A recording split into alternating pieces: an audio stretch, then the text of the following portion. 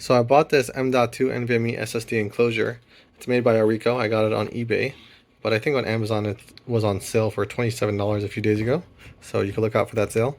It says here 10 gigabits a second, so that's divided by 8, and that's how many gigabytes a second. It's like 1.2 or something like that. It says it's RGB. Let's open up and take a look. So it comes in this hard plastic box, and inside is a soft plastic case. It looks very nice. Got little RGB lights over here and over here. So I took apart the entire thing, and this is the contents. You get a mini screwdriver, the actual enclosure, a manual, and a C to C cable, as well as a C to A cable. However, the C to A cable is the same size as this, but it did not come because I got it used. The guy who sold it to me did not actually include it. They include this hex screwdriver bit. I'm trying to get a good yeah, there we go. And the little screws are hex. There's one screw in there. They also include a backup screw, which is actually very nice, and as a thermal pad as well as an extra rubber M.2. I guess it's a standoff, whatever you want to call it, basically to hold the M.2 in, and they included an extra one. So I'll show you the one that's already inside. I installed this M.2 from Inland, and that's Micro Center's brand. This NVMe drive, it's 500 gigabyte, and I installed it inside of that enclosure. I have two of them, so this is the one that I didn't open yet. It's claiming pretty bold claims over here. Once the screw has been taken off, you can just open it up like this, and as you can see, that rubber standoff or mounting point, whatever you want to call it, you just slide the M.2 right in here, and I cut the thermal pad to fit the chips that I had. And here is the rest of the thermal pad, and you can just cut it to the size that you like. Once all is, and I took off the sticker, so that way I could put the thermal pads on. Once all is said and done, you can just put this back on. I don't know why they had to use a mini Torx bit, but at least it came with the screwdriver, so included. So that way you don't have to suffer, I guess.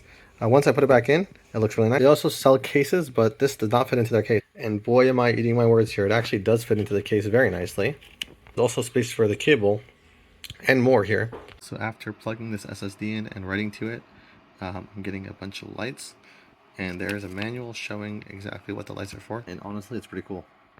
Here's the light statuses and what they mean. So you have power on, that the red light's on, but there's no SSD installed. Standby is basically it's plugged in but nothing's being written to it, and it'll just alternate between the cycles, and that's like the real RGB.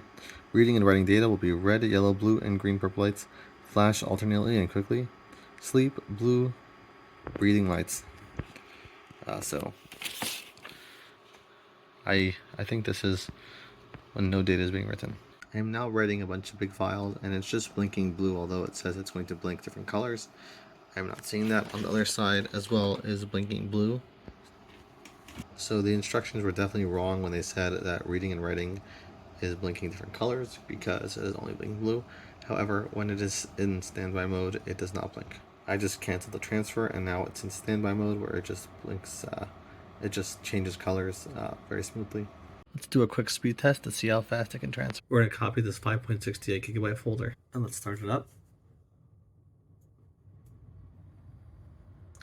And as you can see, it's transferring at 330 megabytes. That's a pretty decent speed. And keep in mind, that was actually the write speed, so quicker. The drive in this computer is actually a SATA SSD, so these transfer rates are showing speeds of a SSD that's SATA to an NVMe. If you have NVMe to NVMe, it'll probably be quicker. However, since I don't have an NVMe drive, I can't test it out in my computer yet. So after installing this M.2 NVMe SSD in here, I decided to install Windows 11 to go, or Windows to USB, and it's a portable version of Windows.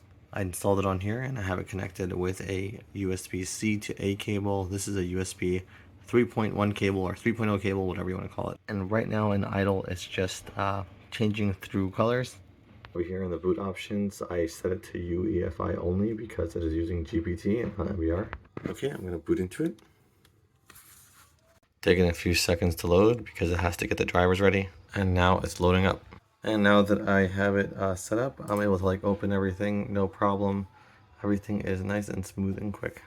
Since it's being used as an actual operating system, it does do a lot of writing and reading, so it constantly beeps, or blinks I should say. But since it's an SSD, it doesn't have as much writing and reading to do, it doesn't spend as much time doing it, so therefore not blinking as much. However, very good product, a big fan. I am actually not endorsed or paid, sponsored by Orico. However, I do like their products. I had a bunch of other ones. As you can see right here, 2 other ones and the case from them. Thanks for watching. I hope this helped you, and I hope it makes your decision making easier.